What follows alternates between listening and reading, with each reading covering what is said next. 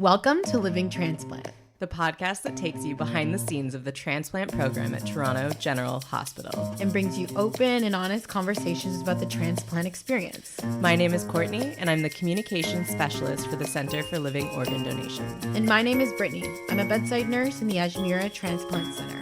Full disclosure, we are not physicians. No, and we are not here to give you medical advice.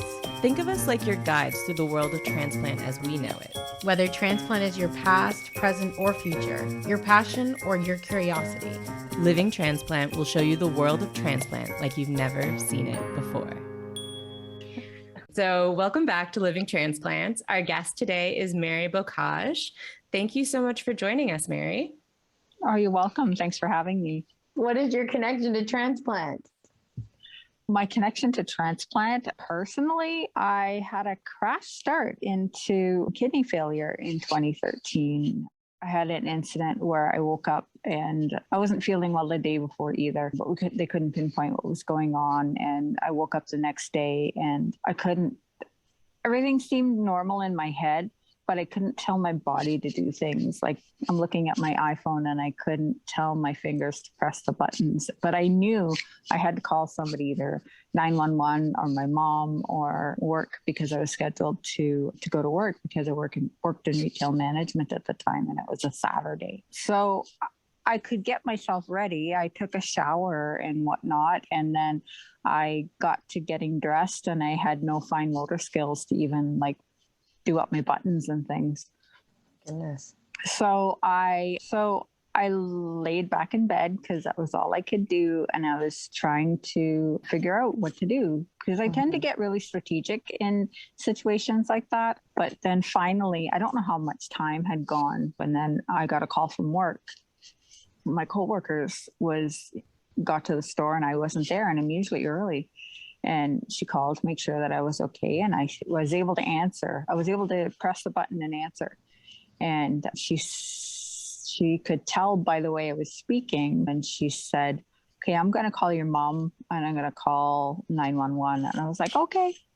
So that's all I could get out. So you couldn't speak either? Like what kind of... I guess my speech was slurring. Okay. In my head, everything seemed normal, but the outputs were not proper. And she could tell either by slurred speech or one word answers that I just couldn't. Something was off. Something was off, definitely. So they got there, and my mom, I remember seeing my mom and my cousin first, and then the ambulance came in, and I remember they wheeled me in a wheelchair into the waiting room and then came back in. I was lying on a gurney and my mom was with me. And this is probably one of the hardest things that I remember from that whole situation, was that I went into a major seizure and my mom saw me, but I could hear the doctors coming around the corner, and then I went into the seizure and then I was out, and I was in a coma for 4 days. Oh my gosh. Apparently they had dialyzed me every day to get the toxins out of my body. That's how bad it was. Okay. Yeah. I have so many questions, and I'm like trying to figure out, put the pieces together. I'm like, was it a stroke, diabetic coma? What was it that happened? How did, that day when you were having the slurred speech? Apparently I had high potassium. Got it. Okay. Right? What? Yeah. So I was going to say, I'm like, so what your kidneys were failing, and I was at 8 to 12%. Somewhere in that range. Yeah. I was stage 5. I was right in it. So, and help me, Brittany, when you have high potassium, it starts affecting your motor skills and I can't remember what the 3 things are, but it affects your motor skills. It affects your heart, obviously. Yeah. I was about to say, most importantly is your cardiac risk that it has, is that I'm not sure if you know how high your potassium was. I don't. But I've seen some high potassiums before, but it's the biggest risk is your cardiac risk, is that you can go into an arrest, your heart can stop from high potassium.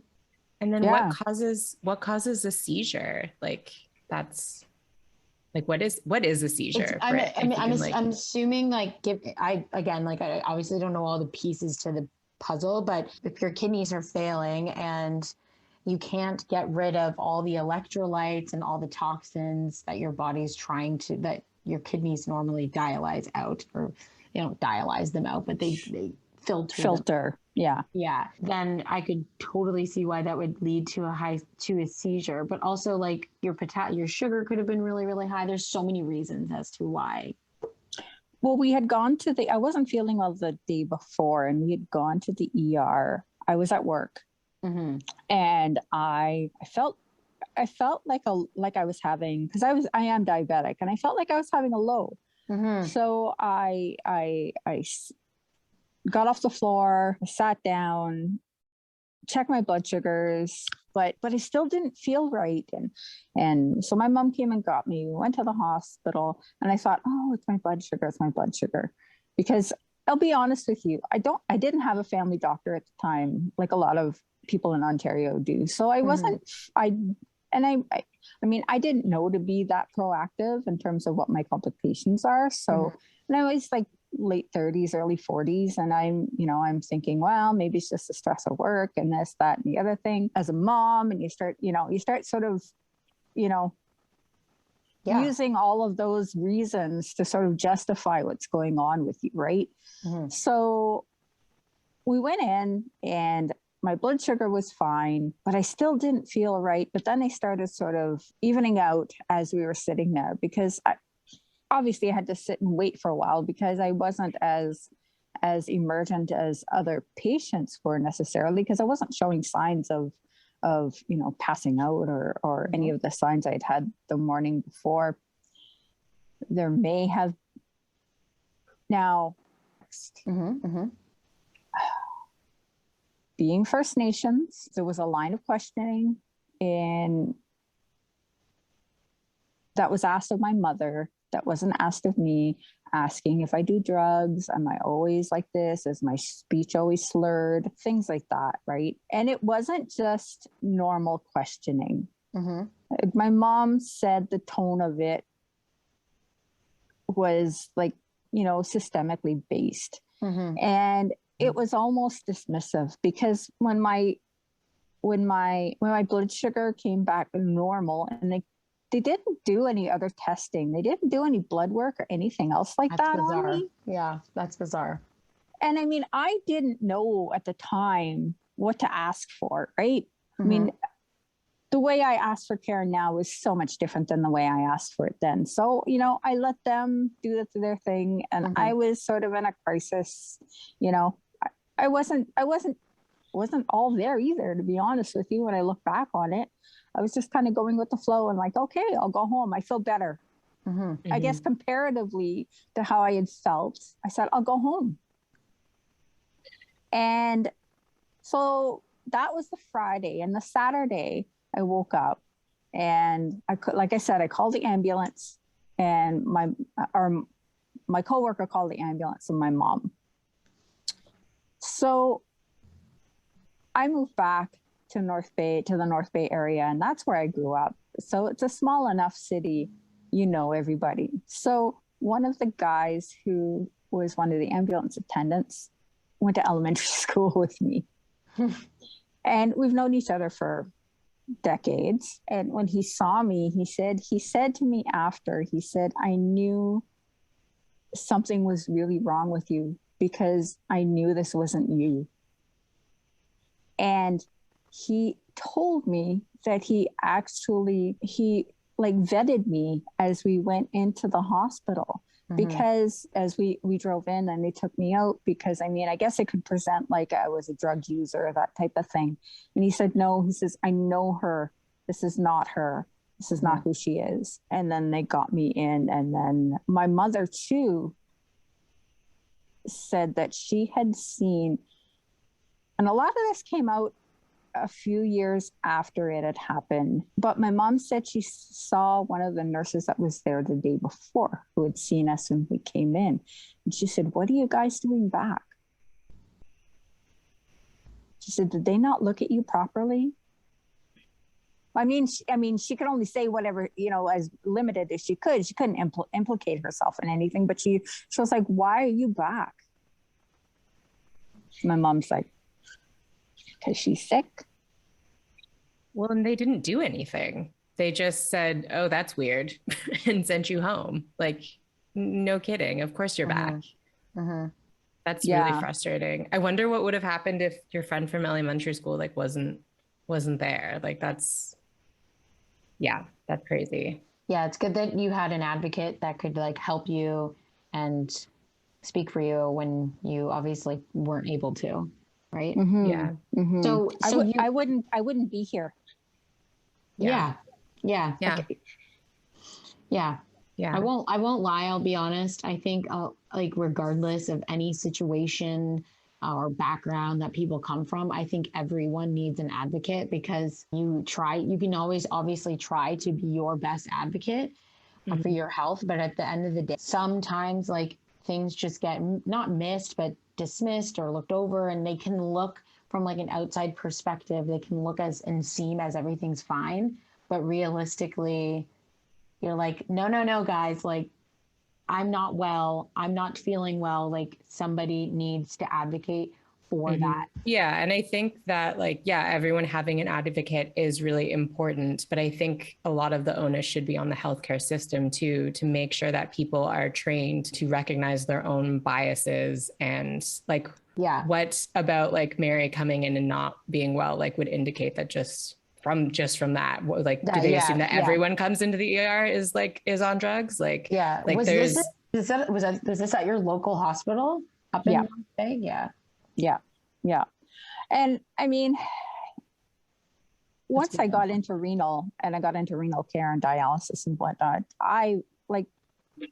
they were so stellar and supportive and great. I have nothing but great things to say about the renal unit there. But the thing is too, I was writing a version of this story a couple of years ago, and some of these things didn't come out until my mother and I started talking about it. And she told me specifically based on personal history and based on sort of history in our community, she was afraid to tell me these things in the moment because she thought it would affect my care, because she knew I would say something. Right. It would also be like distressing to hear too. Like and you're already like, you don't have all your like motor functions and stuff. Like you don't need an extra. What was it? Yeah. Did you ever ask your mom what it was like to just like hold on to that and to know that you were being treated a certain way and that you like just to kind of sit with it herself? Oh yeah, she was worried for me because even after I had recovered from the coma and things like that and started on, my transplant journey, she didn't tell me until like 2 years ago, because she finally felt it was safe to tell me because we've gone over that side of the hurdle, right? So I woke up 4 days after. And this is a really funny story, and I'll tell it really quickly. So I woke up in CCU, and it's really quiet, and it's dark, and soft lighting and everything. And I look over to my left, and I see machinery, and I see the nurse, sort of checking it out or whatever. And I'm not quite sure what I'm seeing, but I know I'm hooked up to something. I have no idea what happened to me. And then she comes over to me. Sweetest woman. She says, "Hi, I'm Madonna, and I'm here to take care of you." No. And I grew up Catholic, right? So I'm like, afterwards we joked about it, and I told her, I said, "Don't say that to people," because I thought I was not where I was when I went under. What was going on. Okay. I've never greeted anyone like that. "Hi, I'm Brittany. I'm here to take care of you." That's very sweet. But I've never greeted anybody like that. But now when you say it, I guess that wouldn't be somebody waking up from like a deep sleep or like a couple days of being comatose. That would be very confusing. And her name was Madonna? And her name was Madonna, yes. Yeah, so you're like, am I in heaven? Like, what's right? going on? Yeah. Yeah. That's hilarious. Oh my God. But you got to find humor in these things, right? And that was always like the story whenever I see her, in the unit afterwards. I'm like, oh, are you here to take care of me? She's like, shut up. And we just laugh it off. But yeah, so that was sort of my awakening, and then kind of into that. And then I thought, oh, this was just to make me better, right? I had an aunt who was on dialysis before, like about early 90s.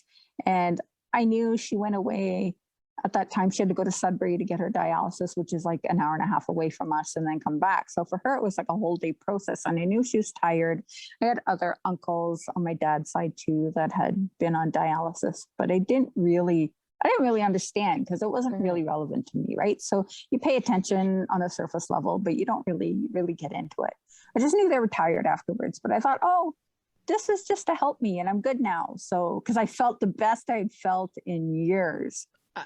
That was going to be one of my questions, was like, after, I guess, dialysis, or better yet, after transplant, but I guess we're kind of jumping the gun with that. But did you feel a significant difference after getting dialysis? Because if you were telling us that your kidney function was 12%, it wasn't like an overnight thing where you lost like your function of the kidney. It obviously would declined over a period of time. So over a long period of time, you're probably not feeling very energetic and like not very good. Like you said, you justified it with, I'm a mom and like probably it's just work and I'm stressed. I'm not really sure. But after dialysis, you just felt like black and white difference, right? Oh yeah, for sure. I felt like I had been at a spa for 2 weeks and, I was like, okay, I'm good to go. Let's go. Yeah. You're like, I don't know why I need to come back. Like I'm welcome now. Like welcome. Yeah. Yeah. I feel great. Like I'm ready to go. And I remember my doctor and my cousin both at different times in the same day were like, whoa, you need to just like, you don't realize what you have been through. Yeah. And I was like, when can I go back to work? Because at that time in my life, work really defined who I was. Mm-hmm. And he was like, this is part of your routine now. Mm-hmm. But he was giving me little snippets, right? And he gave me what he thought I could handle. And I'm like, no. I said, I have to sit you down. I'm a big picture thinker. You got to give me all of it. And then I can parse it down and take a piece. And if I don't quite get everything in that piece, I'll ask you questions. But if you give me little bits at a time, my mind will create scenarios. So you need to give it to me.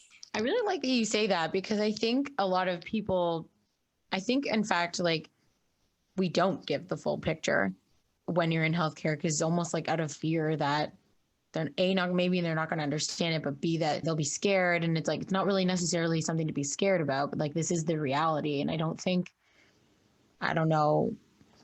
I'm sure there's like obviously practitioners that do, but I feel like that's just like not something that people initially start with, is like, all right, here's the whole thing, so that they don't overwhelm them. But I think most people do need to hear every part of it. They're like, no, I need to understand like every single aspect that I'm working with so that I can move forward with like a realistic perspective.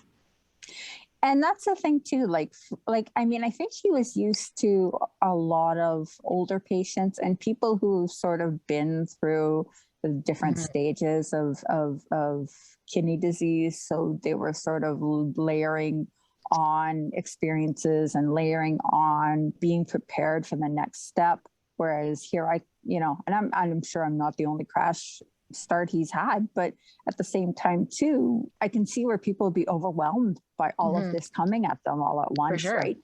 Because I mean, we didn't even start, like, transplant wasn't even in the discussion at that point. It was getting me stable and getting into a routine of dialysis too at that point, because that was my only option, and it's not just a couple of treatments of dialysis and then I can go live my life. No, this is because your kidney is has crapped out. Sorry for the language, but I mean, this is what this is what's going on now. So I tried to, in my naivete, I tried to work my dialysis schedule out around my work schedule. Like I said before, my work defined me. I was working in retail management and, opening stores and things like that too. And so, yeah, it was something that gave me, it defined who I was. Yeah. But I wonder also too, oh, sorry, Mary.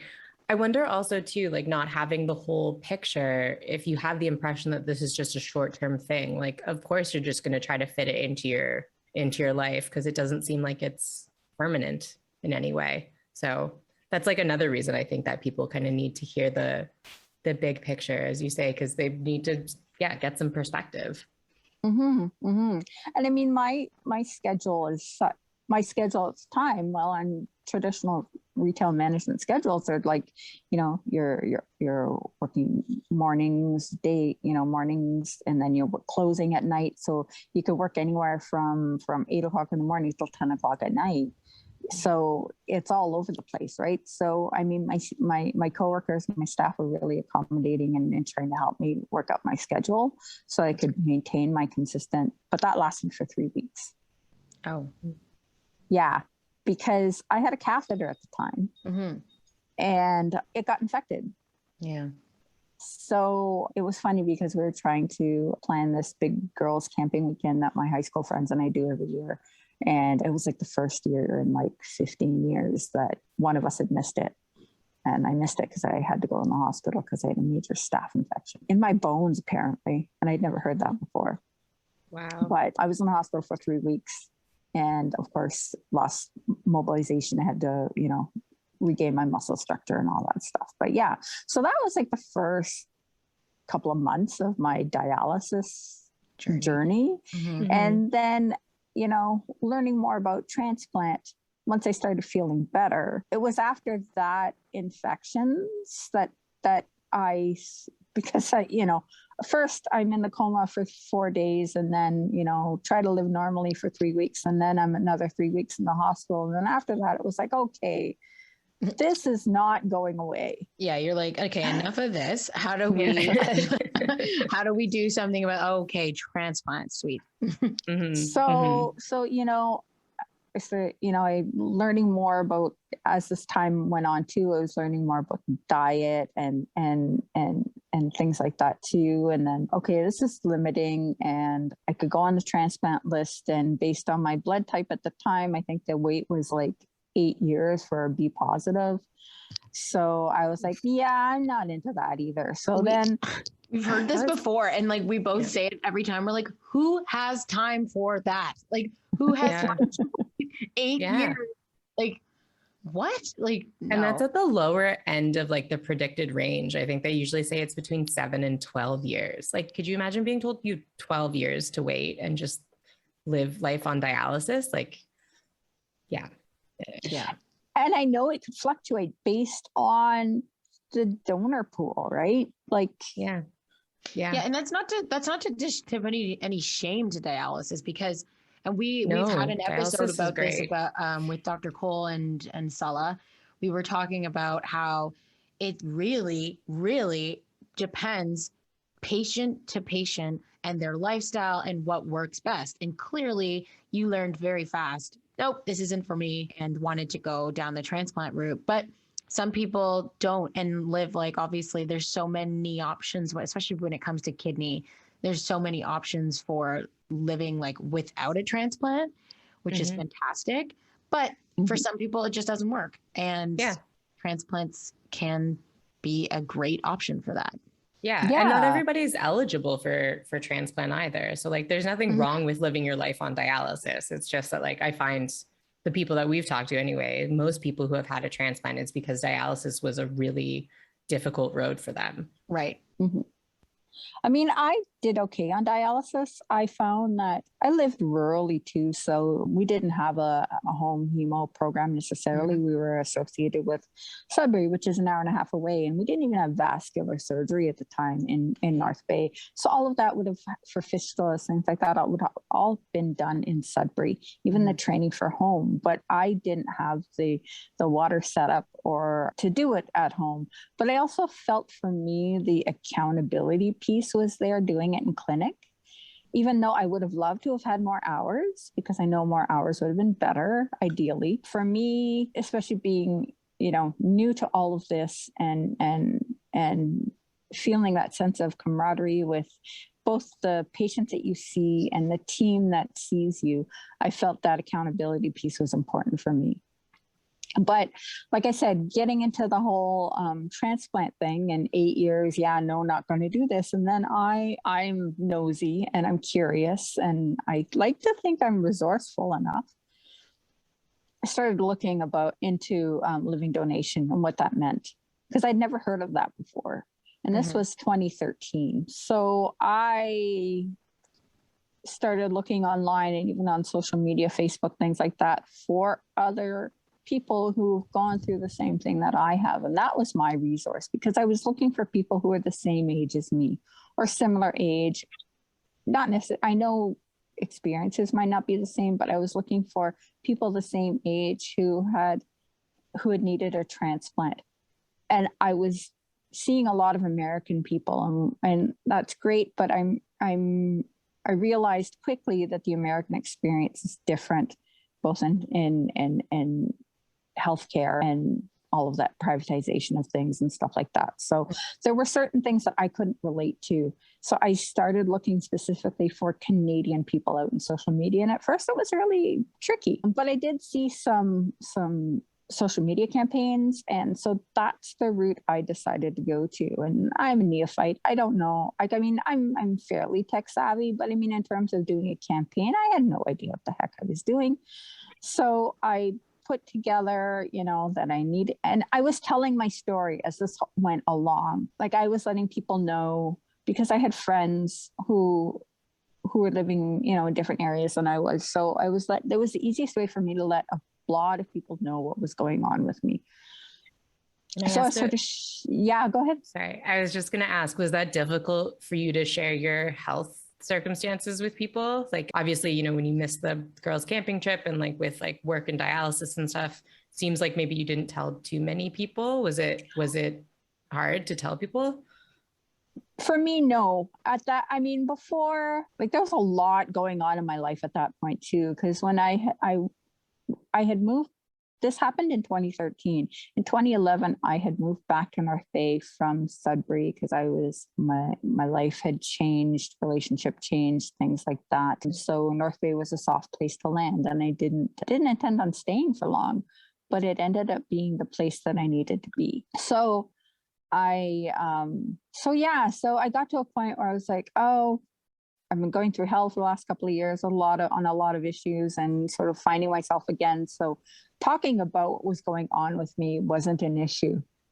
I had other people in my family and my extended family, not everybody, but there were some people who were concerned about me saying so much. But I'm like, I had no idea what the heck was going on with me until it happened. I would hope that maybe even one person, that classic, even if one person hears it and gets something out of it, I'm fine. If for nothing else, it's letting family and friends who are far away know what's going on. So going into the next step about doing a social media campaign didn't feel awkward for me, because I'd already let people know what was happening. So even my girls who I go camping with knew at that point what was happening with me. So, but I was still trying to tag along and keep up and try to keep things normal, right? But it really showed me that it wasn't. So anyway, I put it out there. A new friend that I had met online advised me to put the center's information and things like that too, because it doesn't actually go through me. And those are things that I learned, right, as I had gone along. And, I was grateful for everybody who had sort of stepped up and gave me support, that had either been a living donor or had a transplant and things like that, and sort of explained to me their part of the process, or what they experienced in the process. And I found that was really, really beneficial.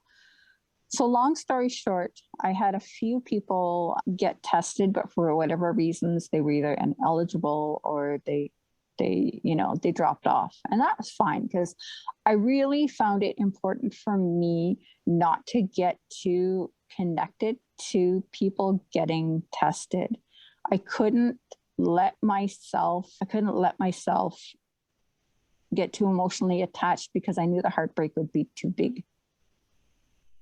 So, and I said, you do, if you want to tell, and I understood that it was a confidential sort of situation, right? Like they're on their path, I'm on my path. And so as this is going on, and a couple of people had tested and had either bowed out or were not compatible or, whatever reasons. In that time, my cousin from Manitoba contacted another cousin of ours to let her know that she was interested in getting tested. And I can't remember where in the process I had heard that she was interested. But she lives in Thompson, which is like 8 hours north of Winnipeg. So, and it was funny because the majority of my cousins live in this part of Ontario. The person who lives the farthest away, as I sort of, break the story, person that lives the farthest away was the one who was the match.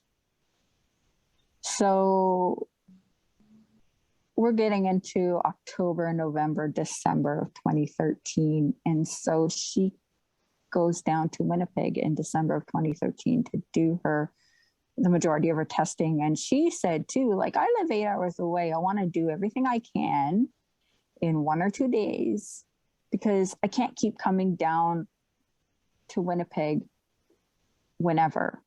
And at that time too, they even had to negotiate having the testing done in Winnipeg because they wanted her to go to Toronto. And she's like, I can't.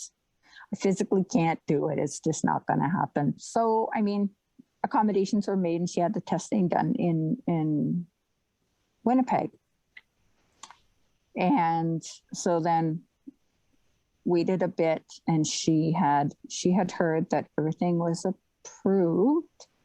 And then I know there's like a period where they kind of keep quiet and let the potential donor sit on it and sort of, mull it over, right? And that time had come and gone. And my cousin was like, okay, I'm ready to do this. Let's do this. And so I think it was like July, August of 2014, and we still hadn't really heard anything. And then it got into the fall again. So it's almost a year. And we're like, okay, we're not hearing anything about what's going on.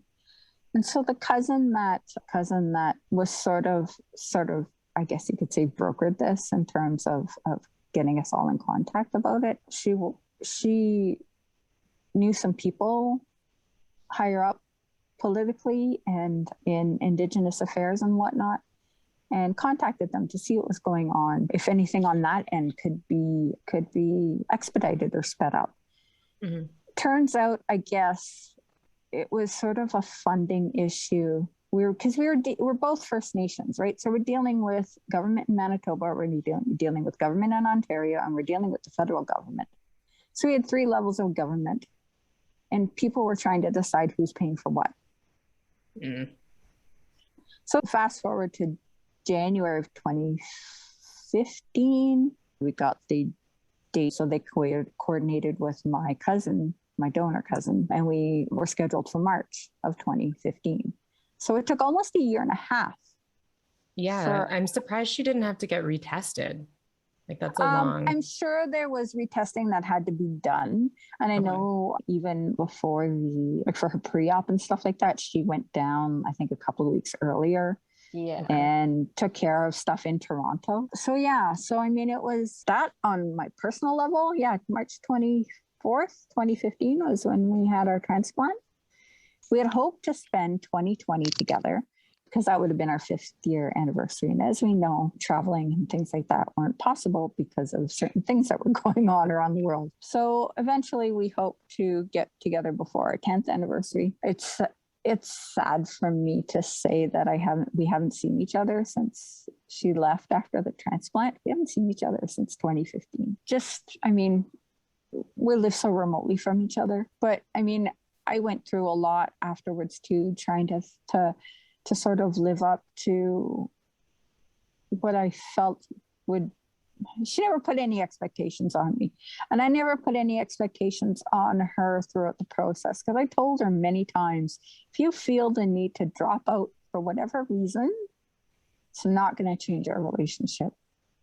I had to sort of be really hopeful and hopeful, and have faith that whatever way it was supposed to go, it would go. And if it wasn't her, maybe it was somebody else. Because I really didn't feel that things were tangible for me until I was on that gurney going in. And even then I was like, until I wake up on the other side of the surgery, then I know I can, it's okay. It's happened. So how was the actual transplant itself? Did it go well? Your cousin, how was she feeling afterwards? I mean, the operation itself was pretty seamless. Like, it went in sort of the timing that they had told us it would. No complications or anything. It was kind of funny because I was in, like, sort of, I guess, the step down unit, I guess it would be called. Yeah. And I had to stay an extra day because they had a C. difficile outbreak on the transplant floor. And then once I got onto the transplant floor, I couldn't leave my room. So I didn't even walk till about 3 or 4 days afterwards. She did really well. I think she had some pain. Yeah, she did have pain that she was dealing with afterwards. But she was really cautious. She even went so far as asking them about her adrenal glands when she had her transplant and things like that, because she had some allergies and she wasn't sure how that would affect it. So she was asking some really good questions for her. Just going back to what you said about feeling the pressure to live up to, I guess, your cousin's donation. Like, I feel like that type of guilt is something that we've heard a lot more with patients who have a transplant from a deceased donor. Can you like expand on that feeling of pressure to live up to, I guess, your cousin's decision to donate? Well, I felt like I just wanted to still affects me. I wanted her to know I was doing good things and living in a good way with the gift that she had given me. And I can talk about anything else in this whole journey and anything else I do. But when it comes to talking about my cousin, I really get emotional because I can't believe what she did for me.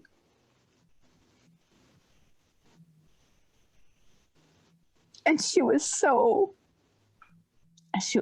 calm and stoic and didn't want me to really see any issues that were going on with her. And from what I understand, she didn't really have, the pain was probably the biggest issue that she had. And she knew that being so remote herself, she took her time in getting back to Thompson. Like, she stayed an extra week or so here in Toronto. And then she got to Winnipeg. She has a brother who lives in Winnipeg. So she stayed with him for an extra week, because she was afraid that if something were to happen to her, she'd have to get airlifted from Thompson to Winnipeg.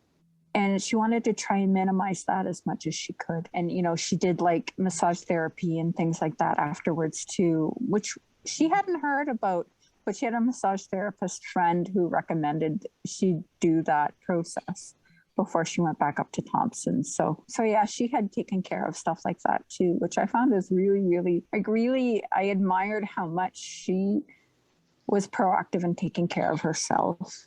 And I think at the time too, she was really surprised at the amount or the lack of amount of aftercare for donors in terms of, follow-up and questions and things like that too. So yeah, but she was just really graceful. The one thing that we sort of joked about was who was going to get out of bed, and she beat me. So we have pictures of us in my bed. I had a bit of a setback. I had a hematoma in the incision site, and it was funny because who was the surgeon at the time? He retired a couple of years ago. Robinette. He was our surgeon. He was awesome. We asked him to take pictures. He took pictures for us. Oh yeah, he was great. Yeah, cool. Yeah. He took pictures of the actual organs? Yeah. Yeah. Janice asked him to take a picture. Janice, my cousin, asked him to take a picture. So yeah, he did that for us. But he came in and he went to check on me, and you could tell he came in, he was all dressed up. He was ready to go somewhere off for the weekend, whatever. It was a Saturday. And he came in and he looked at me, and my stomach was really hard.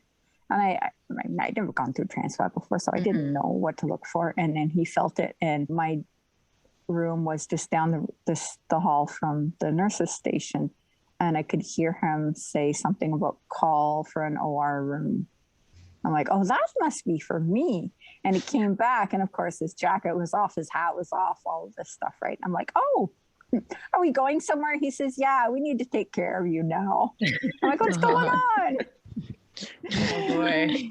You're like, where am I again? Is this yeah. What's happening? I've been here before. So we ended up taking a 600. We ended up like I was part of the process. I was just there. He took out a 600 milliliter hematoma at the incision site. Yeah. It's a lot of blood. Did you or your cousin ever have like an Indigenous navigator at any point? No. Transplant program? Not an official Indigenous navigator. My cousin other cousin who I've talked about before, works at our health center at our reserve. So, I mean, she helped us navigate through the bureaucratic stuff. But as for an actual Indigenous navigator, no. What would that have looked like? Like if you had one or wanted one? I think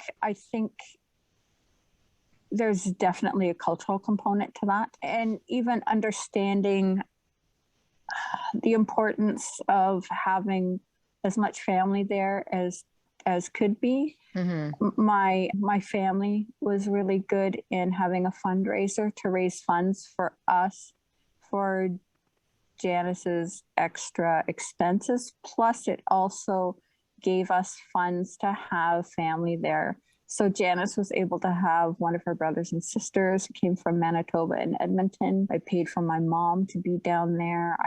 I had a friend who was a caregiver. My son was able to be there.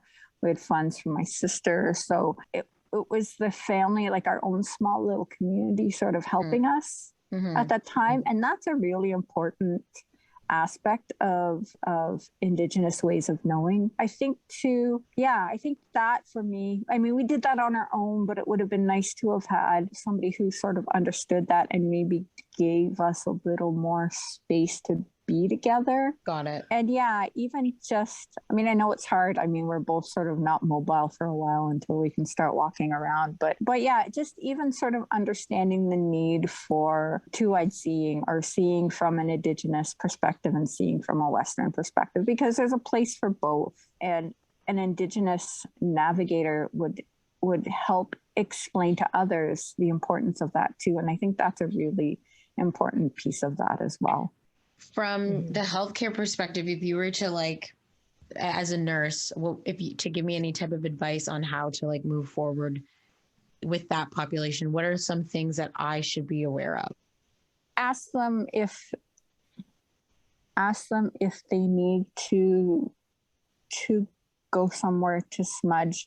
I know, like I can only speak for my Anishinaabe heritage. Okay. Smudging is a really safe, like it's a special ritual that can be done easily. Whether there was a place in the hospital that they could smudge, or whether going outside isn't always ideal, but sometimes that's what you have to do. But sometimes there's some hospitals I know have rooms now that have the ventilation for accommodating that type of ceremony. I think asking them if they can make accommodations that way, whether it's a nurse or whether it's a navigator or somebody who could bring them to an area where they could smudge, if that's something appropriate for them. What if it was like a virtual care type thing? I work with, like, in my particular role, I'm a nurse coordinator, and I'm assuming you have one too, but I work with my patients like a lot over the phone. And I do have a lot of patients that are Indigenous, and I feel like I would love some direction on like, how can I help them and help support them in that aspect, in that type of way as well. Sometimes it's even as simple as just asking them what they need. Because that question in of itself isn't always asked. And, you know, and opening up the dialogue and creating space and time for having a really good conversation. Yeah. Because even in the research stuff that I work in now, in the research spaces in patient-oriented research, I always say that 75% of the work is building the relationship and building the trust. Yeah. And then 25% of the time is doing all the other stuff that you came into the room wanting to do. Right. 100%. That is such a good way to put it. Like, the relationship is so important, especially like for healthcare. Like, you're not going to tell someone intimate things about you and what's going on with you if you don't trust the person sitting in front of you. Yeah, absolutely.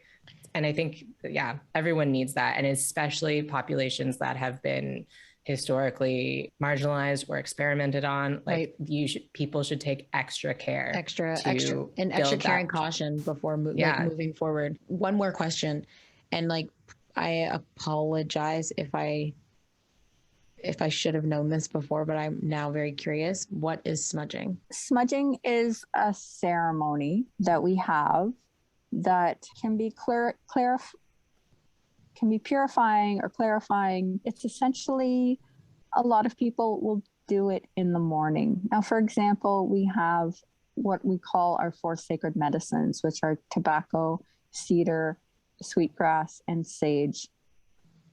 And tobacco is usually used as an offering. Either you can use it as an offering for thanks, or for asking for something. You can use it.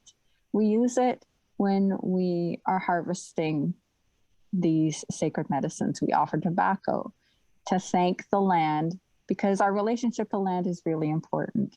So we use it to thank the land and to thank the plants for growing, for providing us with the medicine that we can harvest and we can use throughout the year. You can use tobacco to offer to an elder or a knowledge keeper to ask for help, or to ask, to have a conversation, or to ask for them to do something for you, whether, to be involved in an activity, or to, it's sort of a solemn way to, I don't know if it's solemn necessarily, but it's a solemn way to show respect and to ask, for assistance. It's more formal. But the other 3 medicines are generally what we use in the smudge. So you can use a shell, like an abalone shell, and you put your medicines in there and you light them, and you light them with a match. You don't light them with a lighter, because you want to try and use as much natural things as you can. And and a match is natural, right? So you light, and then you let it burn out, and then the smoke is what billows up, and you use that to purify you. And you say things about, purifying your mouth to say good things, purifying your ears to say good things like that. And sometimes it just helps dissipate sort of either the negative feelings that you're having, or it grounds you. I think the easiest way to describe it is that it grounds you, and it prepares you for next steps. It prepares you, and it cleanses you, and it clears your mind for new things. Well, thank you for explaining that. Yeah. Thank you. Learned something. You're welcome. I feel like there's a kind of a common thread just throughout kind of your whole story that you actually touched on, and when you're answering Brittany's question, just about like community. And I was wondering if you could just kind of expand on the role of community through your transplant experience, and I guess even into the community and advocacy work that you do today. Well, community can take many forms, right? I mean, I look at my home community, which includes my family, and that's like the root of everything. That's what guides me, and that's what centers me. And I talk about too in some of the ways I tell my story, I share that there are people from my community who are coming and going on dialysis when I was there. So I saw it more and I noticed it more, especially because I was there too. But yeah, I mean, our community gets together and helps in different ways, helps with food, helps with fundraising, helps with all sorts of things. And even if you don't see people, you know they're there. And then for me too, other communities that are important for me are my friends and people who knew me beforehand, because they give me sort of that dose of reality in terms of living life normally, I guess would be the easiest way to say it. Sometimes it's easy to forget, not to forget in a bad way, but just to sort of live life and just not think about the transplant stuff for a while, because transplant's always at the back of your mind, right? I mean, it's not really at the back of your mind, it's kind of omnipresent. But then for me, almost as equally as my family and my community are the transplant and CKD family. For me, those are people who get you in a way that others don't. And I couldn't talk to my friends or even my family about some of the things that I go through with transplant and whatnot without a longer explanation of a process or of why things are done the way they're done. Whereas I talk to my transplant peeps and we all get it, right? We just get it. And yeah, so I think you need different communities because they all serve different purposes. Mm-hmm.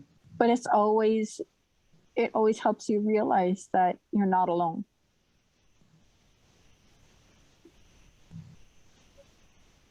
Yeah, that was so well put. Yeah.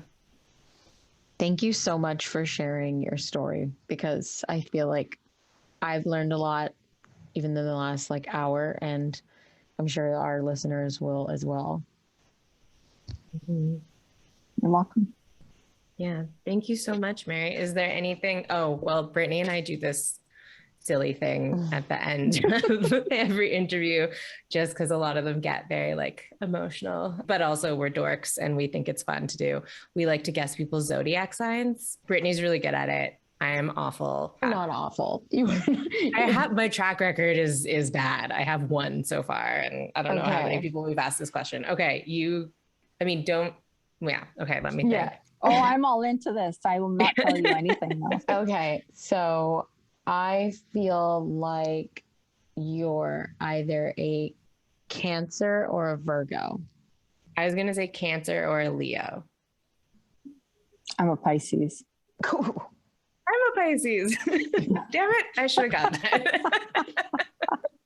Did you mention something about the water? I'm just kidding.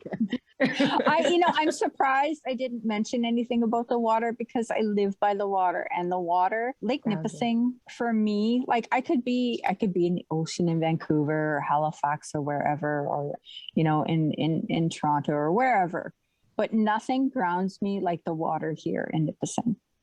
Yeah. That's interesting. Oh my God. That's how I feel about the Pacific Ocean, because I'm from Victoria. I feel the exact same way. Yeah. I just feel that way about a body of water. Yeah. It's so humbling. It just reminds you how small and insignificant we are, which I know some people find scary, but I really like. Problems may be, right? Yeah. Yeah, totally. Or big. Well, people underestimate the strength of water, how strong it is, right? Mm-hmm. And water, in our culture, water is life. And as women, we're water carriers. We carry life. We carry water. So that's part of what our strength is. That's beautiful. I love that. That is beautiful. Absolutely. Thank you so much, Mary. This has been an absolute pleasure. I feel like we could go on and on, but yeah. Thank you so much. Thank you. Thanks for listening to this episode of Living Transplant. If you have questions or suggestions for future episodes, email us at livingorgandonation@uhn.ca. Don't forget to subscribe, rate, and review Living Transplant on iTunes, Spotify, or wherever you listen to podcasts. And follow us at Give Life UHN on Facebook, Twitter, and Instagram. See you next time.